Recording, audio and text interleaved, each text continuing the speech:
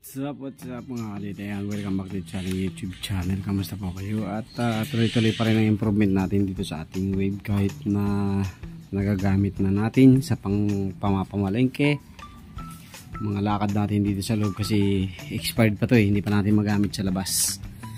So by next year pa siguro, kasi nangihinay ako yung rehistro dahil February ang rehistro niyan ano na yun, mag-August na. So by next year na lang natin siya i-rehistro. So ngayon ang gagawin natin ay yung kanyang preno, kasi napansin ko kasi last time maganit siya, kaya ang gagawin natin i-refresh natin yung caliper. Ayan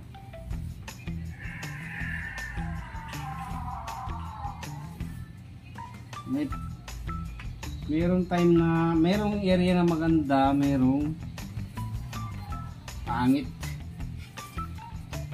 Ngayon hindi siya ganun kaganda ng play. So ngayon gagawin natin, i-refresh natin.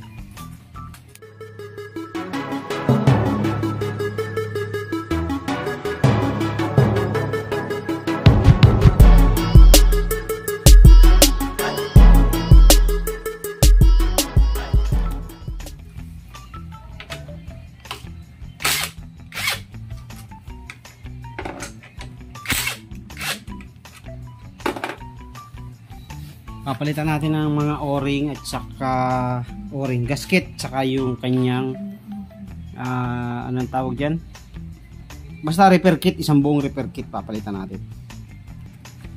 So ito yung ating ipapalit, repair kit, kasi pagka ganyang maganit na, ibig sabihin hindi na bumabalik ng ayos yung ating piston, dahil yung ating mga rubber boot, ayan, rubber boot, tsaka yung o-ring ay madumi na. So maaaring yung rubber boot butas na, or yung o-ring matigas na, kaya hindi siya nakakabalik ng normal. So ngayon ay ating ayusin muna yun.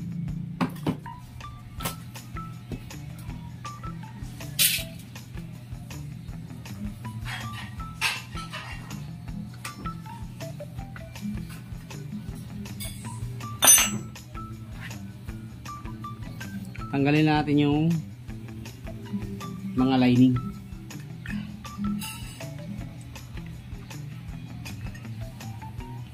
Tapos pindot-pindutin natin para matanggal natin yung piston.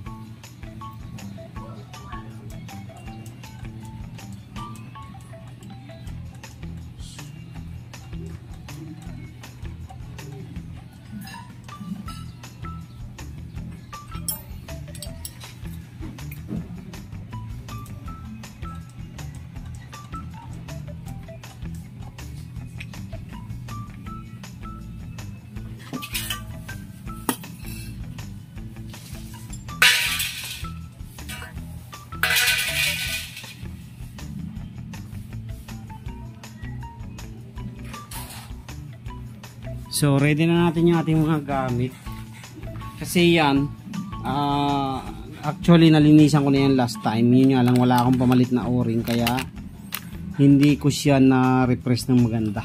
So nilinisan ko lang siya, pero hindi ako nakapagpalit ng o-ring, kaya nagkaganyan, kaya hindi pa rin siya nag-okay ng maganda. Tulad nito, ayan. So hindi siya bumabalik.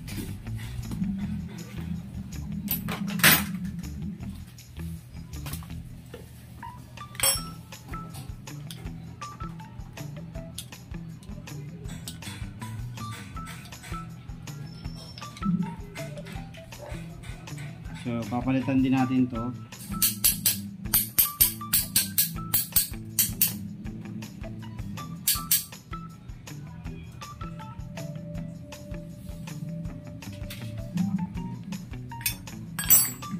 So yung ibang problema nito mga dito, sira na. Hindi na siya nagkakaroon ng back pressure para yung pag preno mo itutulak. Pag binitawan mo yung preno, Once na nag-brake ka, pag bitaw mo, itutulak dito pabalik itong body ng caliper para yung piston ay lumubog ng konti para mag-neutral siya. So ngayon papalitan natin ito ng bago. So bunutin nyo lang.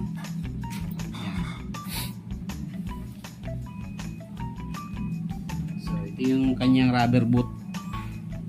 Yung rubber boot.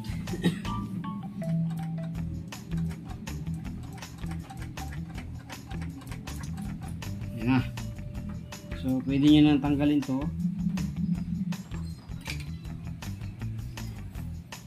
So nalinis ko na nga to last time, kaya hindi ko na siya lilinisin ngayon. Malinis na siya. So pag nagbaklas kayo, kailangan linisin nyo ng malinis na malinis.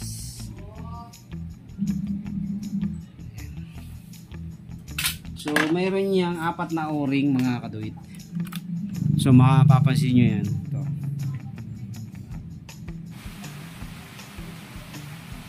Ayan, isang maliit, tapos isang malaki sa ilalim. Bali 4 yan mga kaduit. Tig dalawa.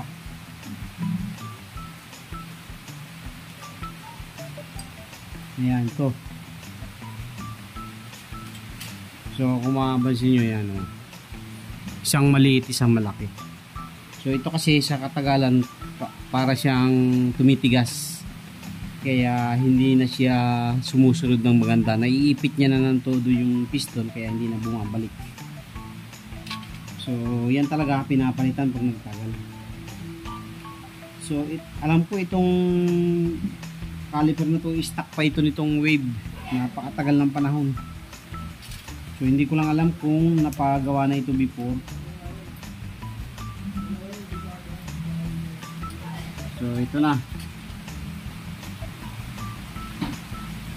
Ayan. So madumi na rin yung fluid, kaya papalitan na rin natin yun. So lilinisan ulit natin to. Bubugahan ng hangin para mas maganda siya. Okay, linis-linis lang muna tayo. So, ito na mga kaduit, linisan na natin. Yan, malinis na yan. So, inabot tayo ng ulan. Yan, papalitan na natin ang bagong o-ring. Yan. Isang set to, mayroon na rin bleeder pin. Ayan, bleeder pin, tapos spring kung kasukat yung spring nyo. And then rubber boot, 2. Tapos yung lining stop. Ayan, lining stopper, guide, tapos 4 na o-ring. Yan yung isang set. So mabibili nyo ito sa mga shop, siguro mga 100 to 150, depende sa brand. Ayan. So yung ginamit ko ay KSR. Yan kasi available kay boss. So ito, ilalagay nyo lang siya dito. Ayan. Swak nyo lang siya dun sa slot, yung sa groove. Sakto yan dyan pagka nilagay nyo. Ayan. Isang maliit. So I think wala naman siguro siyang baliktaran. Itapat nyo lang kung saan talaga yung tamang posisyon niya.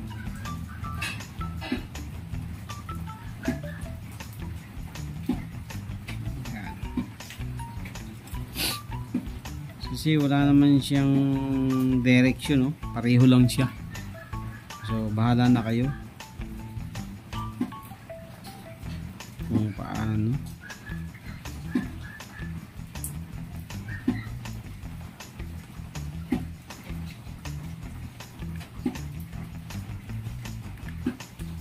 Okay, kusa naman siyang papasok dyan sa loob.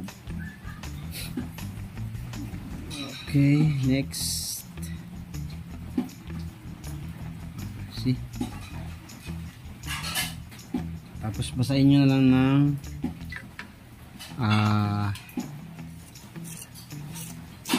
fluid. Huwag nyo lagyan ng langisa kasi ano to eh, masusunog kapag langis. Tapos balik nyo to.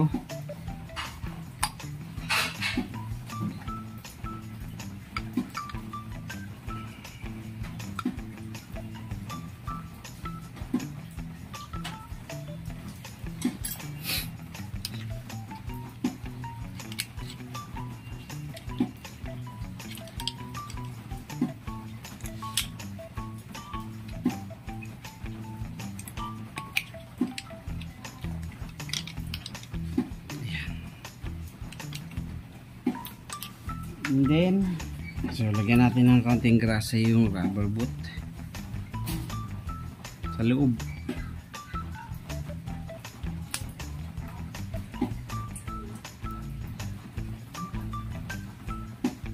So ang pasok nitong rubber boot mga kadit, dito ka mag-uumpisa. Kasi pag yung kabila ipapasok mo, mahirapan ka. So dapat ito ang una.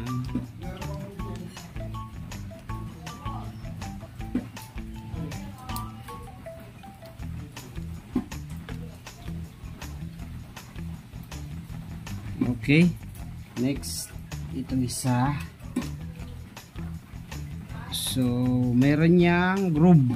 Ayan, pansinin niyo mga kaduit, yung kabila wala.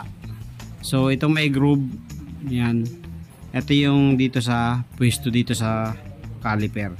So yung wala sa labas. So lagyan lang natin ng grasa. Tapos yan, maglalak kasi yan eh pag nilagay nyo.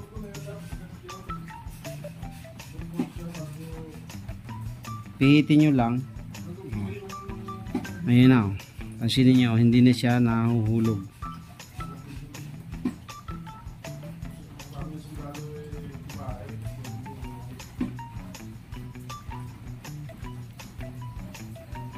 At pwede na nating ilagay itong ating bracket, caliper bracket.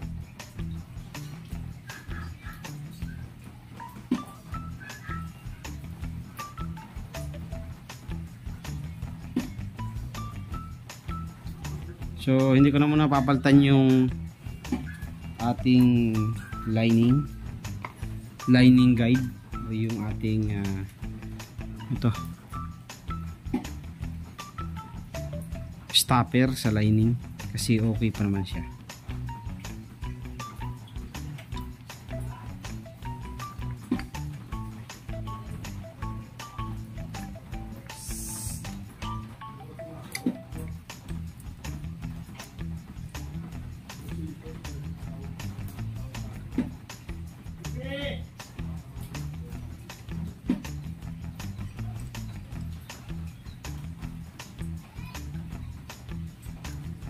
Pansinin nyo mga kadit pagbago. Ayan o, kusa siyang bumabalik.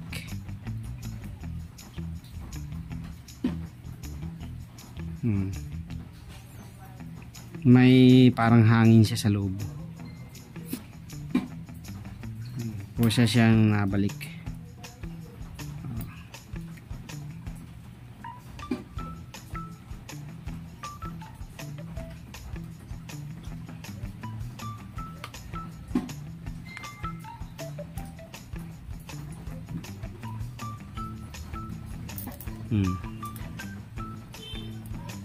Kasi siyang bumabalik. Yun yung nagpapa sentro ng caliper para hindi gumanit. Okay, next natin, papalitan na natin, lalagyan na natin ng fluid. So bago pala natin lagyan na muna natin to. So, check natin kung pareho yung spring.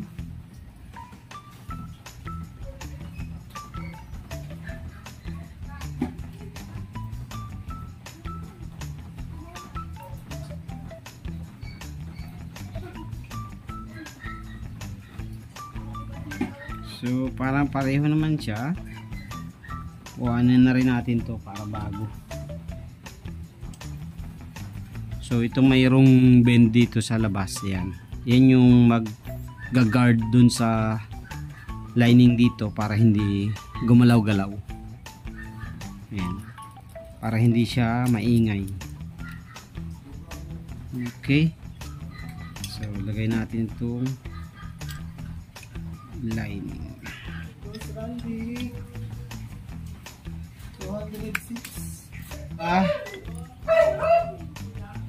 So, ito kasi merong dalawang parang kuntil. Ayan. So, yan yung tutulak doon sa magkabilang dulo ng spring para yung ating lining ay hindi maingay. Hindi siya maingay. Kasi pag walang spring, maingay, naalog-alog yan.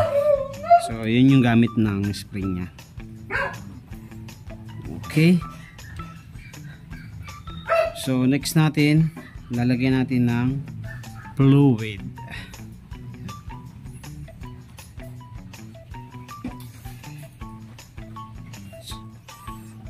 Ayan, sa paglalagay ng fluid mga kaduwit, ayan, buksan nyo lang yung bleeder pin. Ayan, pansin nyo, bukas na siya.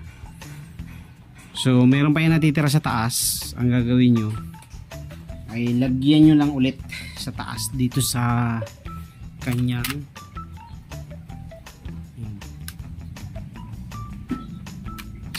brake master.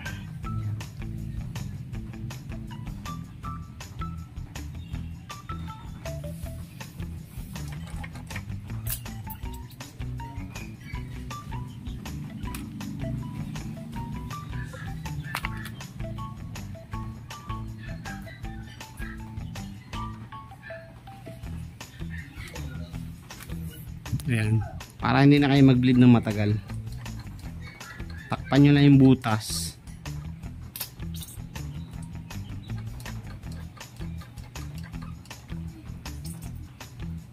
Okay, tapos lagay nyo na yung bleeder pin. So, lalagay natin yung bago.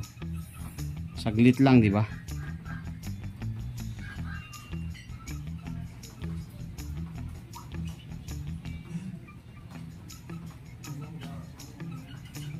So, hugasan nyo lang yung mga talsik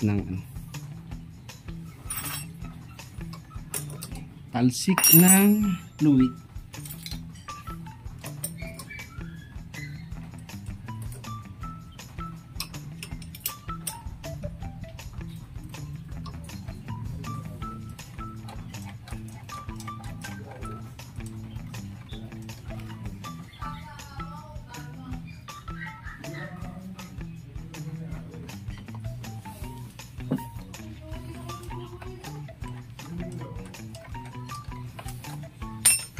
So, lagyan na natin mga kadoy yung tornilyo para ma-testing na natin.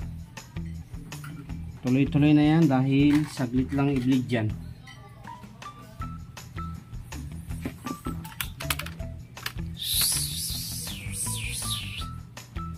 So, ito na mga kadoy, nakatapos na tayo. Saglit lang mag-bleed, basta bubuksan nyo lang yung bleeder pin dito. And then bubuksan nyo rin yung kanyang brake master, tapos sasalinan nyo lang siya. Ayan. And then bleed hanggang sa wala yung bula. Okay na siya, oh. Ganda na, oh.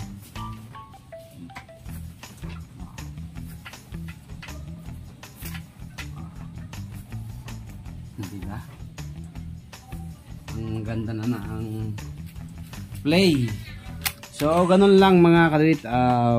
Kapag hindi na masyadong nagpi-play pre-wheel yung inyong gulong dahil kapit na yung inyong brake pad, so bumili lang kayo ng bagong repair kit. So, nagre-range lang yun sa 75 to 100 plus, depende sa mga shop at saka depende rin sa brand. Palitan nyo lang siya. Ayan, para maging smooth na ulit o magkaroon na ulit ng magandang pre-wheel yung inyong gulong. Ayan.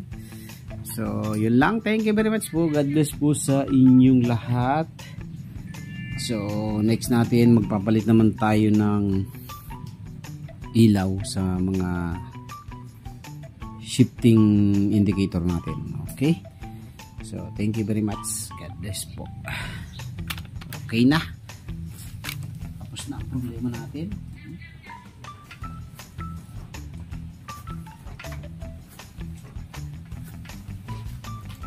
Ayos. Thank you, thank you.